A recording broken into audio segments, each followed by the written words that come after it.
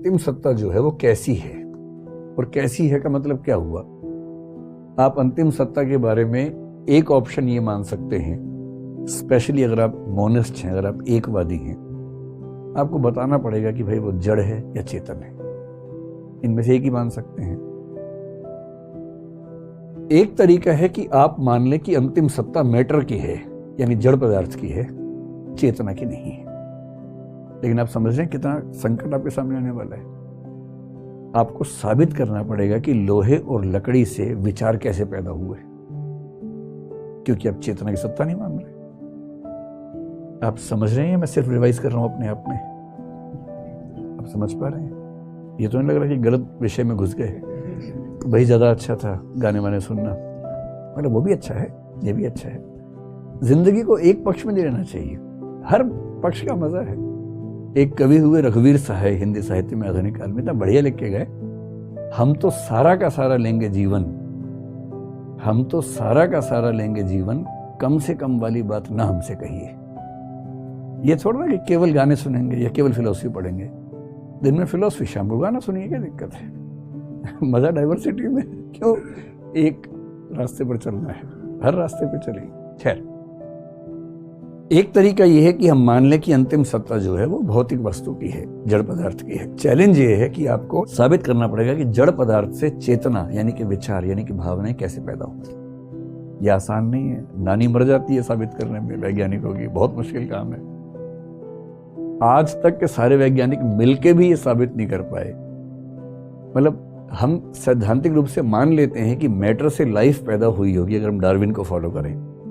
हालांकि डार्विन ने भी इसमें एक पेच लगा दिया, लेकिन आज तक किसी लेबोरेटरी में ऐसा हो नहीं पाया कि अब भौतिक वस्तुओं से जीवन पैदा करके दिखा दें। आज तक नहीं हुआ है। कोशिश चल रही है, बहुत सालों से चल रही है। कहानियां हैं, हाइपोथेसिस बहुत सारी हैं, धारणाएं बहुत सारी हैं, पर एक भी ऐसा रियल एक्सपीरियंस अब तक हुआ नहीं है। तो भौतिक पदार्थों से जीवन और जीवन के साथ चेतना, कॉन्शियसनेस, इसे कैसे पैदा करेंगे, ये सवाल तो आ ही जाएगा उसके बाद। दूसरा तरीका ये आप कहें कि नहीं भाई, अंतिम सत्ता एक ही है और वो है कॉन्शियसनेस। चेतना ही अंतिम सत्य है। विचार, भावना, चिंतन, मनन, संकल्प, जिसको महात्मा कहते हैं या आजकल की भाषा में मस्तिष्क कहते हैं, मस्तिष्क से निकलने वाले विचार कहते हैं, वो अंतिम सत्ता है। मानने में क्या जा रहा है, मान लीजिए, लेकिन तब आपको यह बताना पड़ेगा कि विचार से लोहा कैसे पैदा हुआ। दम है तो करके देख लीजिए। मन में सोचिए लोहे का विचार, लोहा सामने आ जाए तो मान लेंगे कि विचार से लोहा पैदा हो जाता है। और अगर लोहा सामने नहीं आ रहा क्योंकि विचार करने से तो लोहे का विचार ही आता है, लोहा तो नहीं आ रहा उससे। तो दूसरे जो वर्ग के लोग हैं, कॉन्शियसनेस को मानते हैं अंतिम सत्ता, उनके सामने संकट है कि कैसे कॉन्शियसनेस से मैटर को साबित करें। और कॉन्शियसनेस मानने वाले आमतौर पे मानते हैं कि जो अंतिम सत्ता है वो ईश्वर की है, वही परम कॉन्शियसनेस है, उसी से जगत का निर्माण हुआ है। जो पहले वाले हैं आमतौर पे ईश्वर को नहीं मानते, वो इस जगत को अंतिम सत्ता मान लेते हैं। तीसरे कुछ लोग हैं और गहराई में चले जाते हैं, वो कहते हैं कि ना ये है ना वो है। जो अंतिम सत्ता है वो इन दोनों से न्यूट्रल है। अंतिम सत्ता तो है पर ना जड़ की है ना चेतना की है, इन दोनों से न्यूट्रल है। समझेंगे क्या कहना चाह रहे हैं। एक व्यक्ति विशेष रूप से, शायद आपने नाम सुना होगा, स्पिनोजा नाम के एक व्यक्ति हुए दर्शन में बहुत महत्वपूर्ण, उन्होंने ये बात कही। और बाकी फिर कुछ लोग जब बहुत थक जाते हैं, हार जाते हैं, फिर बोलते हैं नहीं यार, हम तो ना ड्यूअलिज्म को ही मान लेते हैं, और ड्यूअलिज्म का मतलब है कि अंतिम सत्ता जड़ की भी है और चेतना की भी है, हम क्यों इस झगड़े में पड़े, छोड़ो ना। लेकिन ड्यूअलिज्म से भी समाधान नहीं निकलता है, बहुत मुश्किल है। पश्चिम में एक दार्शनिक बेचारा लहूलुहान हो गया इसको साबित करने के चक्कर में, उसका नाम डेकार्ट है, आपने शायद सुना हो। उसने कहा कि एक शरीर है हमारा, एक हमारी आत्मा है। वो बहुत प्रसिद्ध वाक्य आपने सुना ना कि I think therefore I am, मैं सोचता हूं अतः मैं हूं। ये जो विचार है, इसकी पूरी कहानी क्या है, वो रिसर्च कर रहा है। और फिलोसफी की रिसर्च लेबोरेटरी में नहीं होती है, वो किसी जंगल में अलग से कोने में बैठ के हो जाती है, क्योंकि वो सोच के करना होता है ना। उसने कहा कि मैं दुनिया की हर बात पर डाउट करूंगा, संदेह करूंगा। इसको बोलते हैं मेथड ऑफ डाउट। वो हर बात पर डाउट करता है। लोगों ने कहा धर्म है, उसने कहा बेकार की बात है, नहीं मानेंगे हम। जब तक मेरे हर प्रश्न का जवाब नहीं मिलेगा मैं कुछ नहीं मानूंगा। खूब डाउट किया, हर चीज पे डाउट किया, आसपास ये दिख रही है इन पे भी डाउट किया कि सच में है कि नहीं है। अंत में उसके मन में एक सवाल आया कि मैं हर चीज पे संशय कर रहा हूं, हर चीज पे डाउट कर रहा हूं, पर ये डाउट कौन कर रहा है? मैं ही तो कर रहा हूं।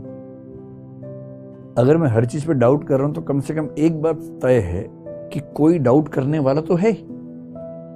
तो डाउट करने के प्रोसेस में कम से कम एक को मानना पड़ेगा जो डाउट कर रहा है।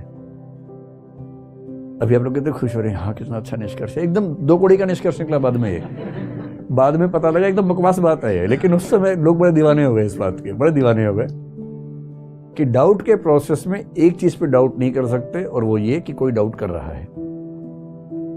तो डाउट कौन कर रहा है? आई थिंक का मतलब आई डाउट बेसिकली है, I doubt therefore I am, basically ये है। तो डाउट कौन कर रहा है? मेरा हाथ तो नहीं कर रहा, मेरा पैर तो नहीं कर रहा, नाक तो नहीं कर रही, माथा तो नहीं कर रहा। तो डाउट करने वाला कोई चेतन हो सकता है।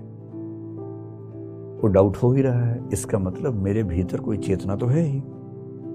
और ये कहानी सुना सुना के उसने साबित किया कि आत्मा होती है। इससे साबित हुआ कुछ नहीं, पर उसने कोशिश की, उसने अपनी तरफ से साबित करने का प्रयास किया कि आत्मा होती है। अब उसके सामने बड़ी दुविधा आ गई।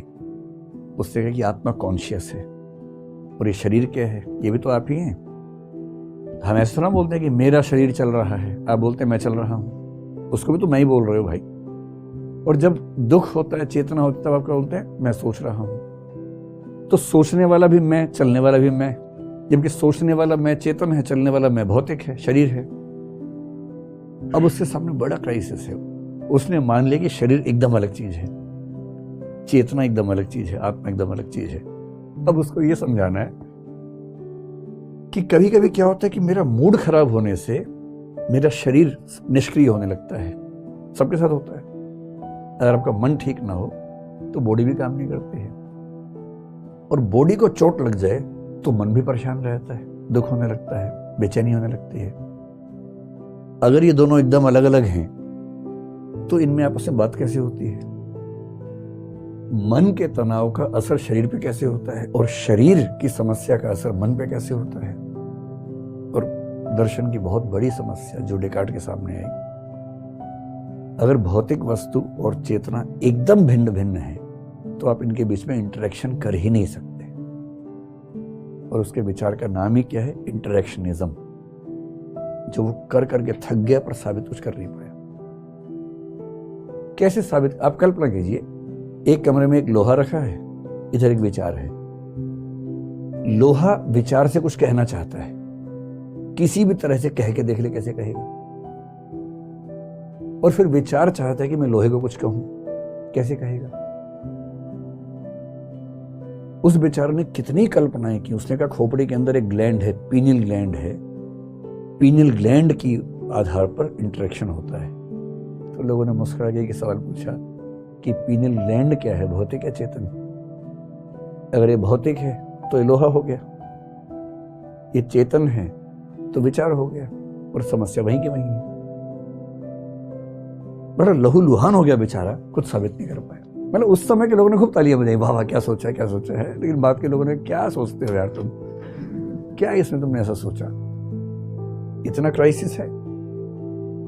और इस क्राइसिस में कुछ लोग देखिए जिद्दी लोग हैं, रात दिन पढ़ते हैं, इनको इतना मन करता है पढ़ने लिखने का, इतना सोचते हैं रात दिन। इसलिए जो सच्चा दार्शनिक है उसका परिवार ठीक नहीं चलता है, वो दिन भर सोचता ही रहता है।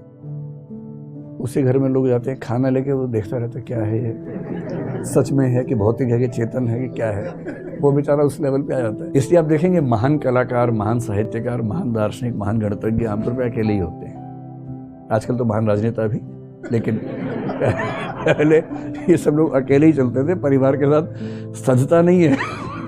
तो क्योंकि जो आदमी लगातार इसमें घुसा रहेगा उससे कौन संवाद कर पाएगा? तो जो लोग मानते हैं कि अंतिम सत्ता मैटर है, इनको बोलते हैं, इनके विचार को बोलते हैं मैटीरियलिज्म। मैटीरियलिज्म को हिंदी में बोलते हैं भौतिकवाद या जड़वाद। इन दोनों का एक ही मतलब है, मैटीरियलिज्म, भौतिकवाद या जड़वाद। इनके सामने क्राइसिस केवल ये है कि कैसे भौतिक पदार्थ से चेतना को एक्सप्लेन करें। हम करेंगे इसको एक्सप्लेन, अच्छे से एक्सप्लेन करेंगे। लेकिन आज मैं चाह रहा हूं कि इन सब का नाम आपको समझा दूं, कौन कौन चिंता के थोड़ा सा नाम बता दूं, फिर एक एक करके उठाएंगे उनका, क्योंकि भौतिकवाद में फिर इवोल्यूशनिज्म भी आएगा, डार्विन भी आ जाएगा, क्वांटम थियरी तक आएंगे। आइंस्टीन कहाँ फेल हुआ? अभी तो क्वांटम थियरी ने तो हद कर दी है। क्वांटम का मतलब होता है एटॉमिक और सब एटॉमिक लेवल पे जो फिजिक्स है, जिसको मॉडर्न फिजिक्स कहते हैं, उसको बोलते हैं क्वांटम फिजिक्स या क्वांटम मैकेनिक्स कह लीजिए। अच्छा, जब फिजिक्स शुरू हुई, जब साइंटिफिक रिवॉल्यूशन, पश्चिम की बात अगर हम करें, भारत में तो बहुत पहले की साइंस है, उसके बाद तो ऐसे हमें नए रिसर्च कम दिखे। यूरोप में रेनेसा के बाद से साइंस का डेवलपमेंट हुआ। 15-16 सेंचुरी से हमें साइंस दिखनी शुरू होती है, जब कोपरनिकस, गैलीलियो ये सब लोग हुए। ये सब खूब पिटे धर्म के हाथों, खूब इनकी पिटाई हुई, क्योंकि इन लोगों ने कुछ ऐसे निष्कर्ष निकाल दिए जो बाइबल के खिलाफ थे। जैसे बाइबल में माना गया कि पृथ्वी केंद्र में है, सूर्य आसपास घूमता है। जिसको बोलते हैं कि जो धारणा है वो जियोसेंट्रिक धारणा बाइबल के अंदर है कि केंद्र में पृथ्वी है। कोपरनिकस ने साबित कर दिया कि पृथ्वी घूम रही है सूर्य के आसपास। इसको बोलते हैं कि हीलियोसेंट्रिक कंसेप्ट उसने दिया कि सूर्य केंद्र में है। इस बात पे क्या क्या नहीं, उसको इतनी पिटाई हुई इस बात पर कि तुम बाइबल की बात को झूठा साबित कर रहे हो। उससे मैं क्या करूं, मतलब साबित यही हो रहा है, मैं क्या कर सकता हूं। खूब उसकी भर्त्सना हुई, खूब मार पिटाई हुई, लेकिन बाद में साबित हुआ कि कोपरनिकस ही सही था। गैलीलियो ने कुछ ऐसी बातें कही, उसकी खूब ठीक से पिटाई हुई, और गैलीलियो से कहा कि माफी मांग लो चुपचाप, जिंदा रहना है तो। फिर से माफी मांग भी ली, पर माफी उसने इतनी रोचक मांगी, कभी पढ़िए नेट पे जाके गैलीलियो की माफी सर्च कीजिए। उसने माफी ऐसी लैंग्वेज में मांगी, उसने कहा मैंने जो रिसर्च की पूरी ईमानदारी से की, जो निष्कर्ष निकले पूरी ईमानदारी से निकाले, और मुझे लगता है निष्कर्ष सही है, लेकिन फिर भी किसी को खराब लगता है, मैं माफी मांगता हूँ। उसने माफी इस लैंग्वेज में मांगी, और उसके मरने के 500 साल के बाद चर्च ने उसको माफ किया। जबकि ये अपने अपने सवाल है कौन किसको माफ करेगा, लेकिन उसको माफ किया गया 500 साल के बाद। अभी 15-20-25 साल पहले के बाद उसको माफ किया गया है। तो वैज्ञानिक और दार्शनिक को तो वही खतरे झेलने पड़ते हैं।